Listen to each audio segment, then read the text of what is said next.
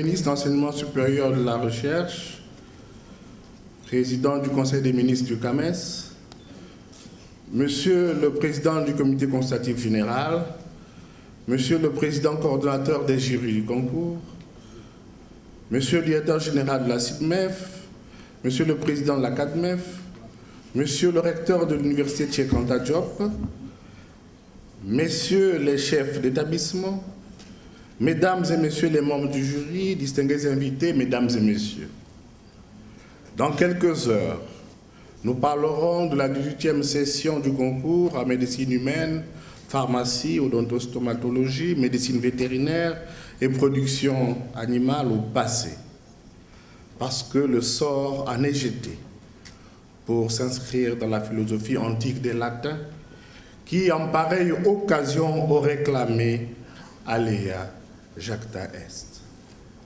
Mais, quelque part, affirmons qu'il n'a pas été question que du seul sort, car l'ensemble des acteurs du concours ont fait l'effort de prendre en main une bonne partie de leur destin et d'agir sur lui pour aboutir aux résultats que nous connaissons. Sur le registre de ces acteurs, je voudrais inscrire en premier lieu le président de la République du Sénégal, son Excellence Macky Sall, chef de l'État, grand donateur du CAMES, dont le pays nous a une fois de plus et une fois encore si bien accueillis en nous donnant les moyens pour aboutir à un concours réussi. Dans cette liste d'acteurs de premier plan, ayant contribué à une bonne articulation du concours, sans laquelle aucune sérénité propice à la gymnastique intellectuelle n'aurait pu être envisagée, on peut évoquer de manière protocolaire, pour la partie sénégalaise, le gouvernement de la République du Sénégal, avec en son sein le professeur Mary-Teuw Niane, ministre de l'Enseignement supérieur de la Recherche, le professeur Ibrahima Thioub, recteur de l'Université Cheikh Anta Diop, le professeur Amadou Diouf, doyen de la faculté de médecine, et les différents membres du comité local d'organisation. Pour la partie internationale du volet relevant de l'organisation, on peut citer l'implication de l'équipe du secrétaire général du CAMES, sans oublier également les accompagnateurs des différents pays qui relaient souvent opportunément l'information et permettent ainsi de préserver intact le moral des candidats et leur compétitivité. Les membres des jurys et les candidats représentent les deux autres types d'acteurs ayant fortement contribué à une meilleure maîtrise du destin de la présente session. En effet, les candidats se sont investis intelligemment dans les centres de préparation pour s'auto-évaluer selon le référentiel du CAMES et tirer le meilleur dividende des conseils formulés par les encadreurs. Les membres des jurys ont pour certains activement participé à la préparation des candidats, en plus des dispositions prises par tous pour s'imprégner de manière professionnelle de la nature des dossiers. À l'heure du bilan, je ne puis que me réjouir de l'ensemble de ces efforts conjugués dont le déploiement nous a permis d'améliorer légèrement le taux d'admission du concours de 2,51% par rapport à celui organisé en 2014 à Yaoundé, au Cameroun. De ce fait, la présente session a battu le record du taux de réussite à ce programme détenu jusqu'alors par la 17e session de Yaoundé. Cela peut être vu et lu comme un signe des temps encourageants en cette année anniversaire centenaire de la faculté de médecine de Dakar. Qu'il me soit permis de vous témoigner individuellement et collectivement, en vos grades et qualités respectifs, la gratitude du secrétaire général du CAMES pour ce résultat élogieux auquel nous prédestinait le tirage au sort de l'ordre de passage des candidats fait à l'issue de la séance d'ouverture et qui avait donné, vous vous en souvenez, la lettre J. J pouvant renvoyer pour nous, en pareille circonstance d'abondance, de bonne moisson, à diverses dimensions portées par les mots juste, joie, justice. De manière imaginative, On pourrait sortir du chaos cette articulation en disant « juste joie dans la justice ». La joie, et je ne me limiterai qu'à ce mot, j'en suis persuadé qu'elle est ressentie dans les cœurs de la grande majorité des personnes intéressées d'une manière ou d'une autre par ce concours d'agrégation et qui dépasse, vous vous en doutez bien, l'échantillon que représente notre salle. En effet, dans la période du 7 au 12 novembre, l'analyse des indicateurs d'audience sur notre compte Facebook montre une augmentation de fréquentation de notre page de 5715% et une inscription de 1557 nouvelles personnes. Les profils de ces différents internautes se répartissent entre les étudiants en médecine, les enseignants-chercheurs et les professionnels de santé. La moyenne d'âge la plus élevée ayant visité ce portail du concours et qui a manifesté donc un intérêt pour celui-ci oscille entre 25 et 34 ans, avec un pourcentage 2 fois plus élevé pour les hommes que pour les femmes. Par ordre décroissant, le Sénégal, le Burkina Faso, la Côte d'Ivoire, le Mali et le Cameroun sont les pays dont les internautes ont été les plus enclins à suivre l'évolution du concours. Cette analyse, dont les renseignements peuvent être exploités diversement pour mieux redessiner le futur, nous montre tout au moins que ce réseau social représente un outil de communication capable de valoriser autrement le concours et d'améliorer sa visibilité et son rayonnement. Elle nous suggère aussi les efforts que nous devions porter sur la tranche d'âge située entre 25 et 34 ans, à considérer comme une pépinière potentielle cible en matière de sensibilisation et d'engagement à participer au concours. D'après les statistiques des résultats du concours, la tranche d'âge de 41 à 50 ans, qui concerne le plus de candidats, c'est-à-dire légèrement plus de la moitié des candidats, soit 51%, présente un taux d'admission de 88%, alors que celle des 30 à 40 ans, avec 24% des candidats présents, affiche un taux de réussite de 94%.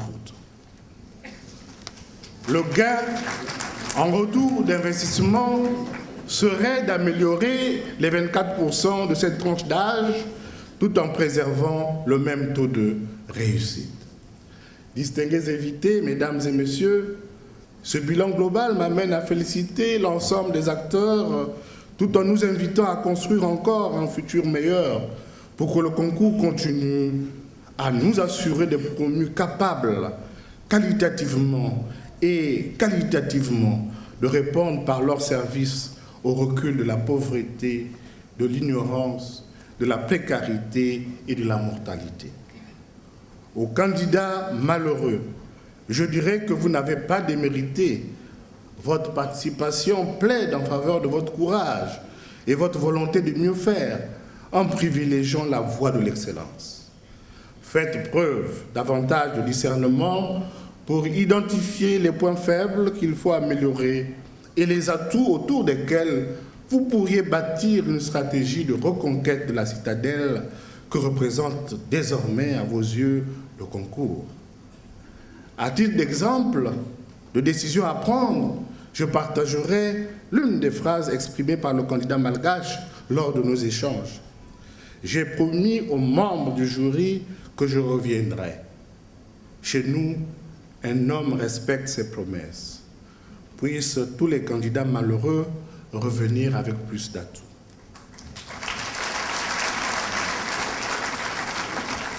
S'agissant de Madagascar, un des pays fondateurs du CAMES, je devrais ajouter, pour être plus complet, dans les dispositions d'accompagnement que nous comptons mettre en place à leur égard, qu'une mission du secrétariat général du CAMES s'y rendra afin de préconiser ensemble les conditions d'une meilleure préparation et participation des Malgaches au concours. Aux lauréats, maître de conférence agrégé et non professeur agrégé, selon la dénomination de notre programme. Je dirais, le plus dur ne fait que commencer, car les tentations à tuer le maître qui vous a encadré, pourront vous assaillir ou vous être proposées par des incarnations de l'esprit malin. Prenez-y garde, car si le disciple est appelé à dépasser le maître pour faire progresser la pensée dans sa spécialité, il a toujours besoin de lui pour aller plus loin et plus sûrement. Cultivez donc en revanche l'humilité et le service qui devraient vous distinguer et vous élever devant les personnes averties. Mettez à profit le formidable réseau du concours pour travailler efficacement en synergie et améliorer vos performances au service de vos pays, voire de l'humanité. L'agrégation ne constitue pas la fin du concours. Il reste la formation que requiert le dernier grade, qui confère une plus grande maîtrise, sanctuarisée par le titre de professeur titulaire.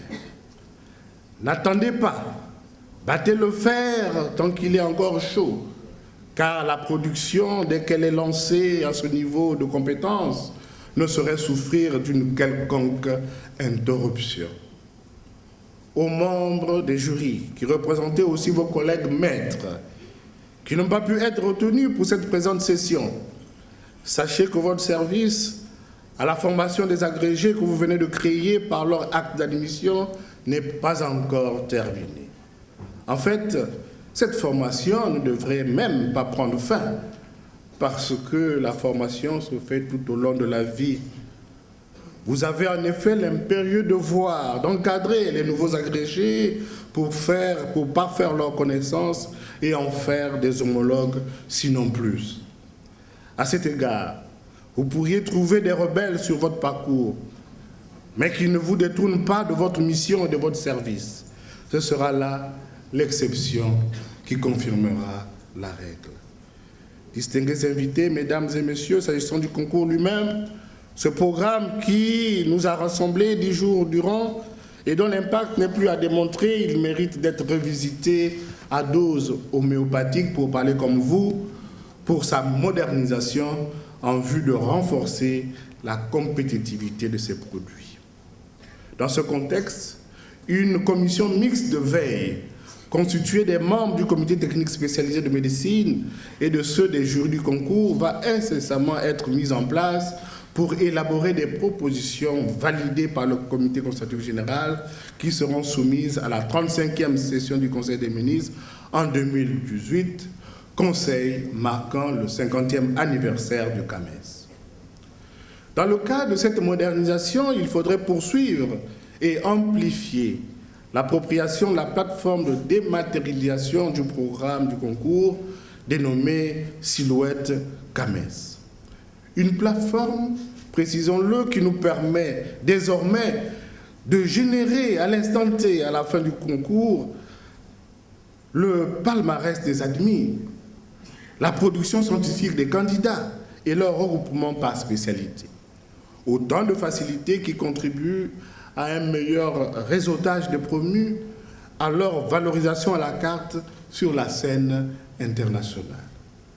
Cette dynamique doit aussi concerner l'utilisation du vidéoprojecteur pour l'épreuve de la leçon, traduisant ainsi la volonté de démocratisation de son usage dans la pédagogie universitaire courante. Tout en engageant un travail de fond dans la formation quantitative et qualitative des étudiants en amont, afin de disposer d'une bonne masse critique de médecins à même de relever les difficultés en santé publique auxquelles sont confrontées les populations, il convient, pour mieux rentabiliser le concours d'agrégation, que la tranche d'âge des candidats soit revisitée. 50 ans après la création du CAMES, ce débat mérite d'être alimenté par nos statistiques pour aider à la prise de la décision. Distingués invités, mesdames et messieurs, C'est sur cette note d'invitation à revisiter positivement et lucidement le programme du concours pour le rendre davantage plus compétitif à l'orée de la célébration du jubilé de la création de notre institution panafricaine de référence que je mets un terme à mon allocution. Je voudrais sincèrement terminer en remerciant la divine providence pour le bon déroulement de ces travaux, en confiant votre retour chez vous sous sa houlette et en souhaitant plein succès aux nouveaux maîtres de conférences agrégés au cours de leur exercice dans la cité. Je vous remercie pour votre aimable attention.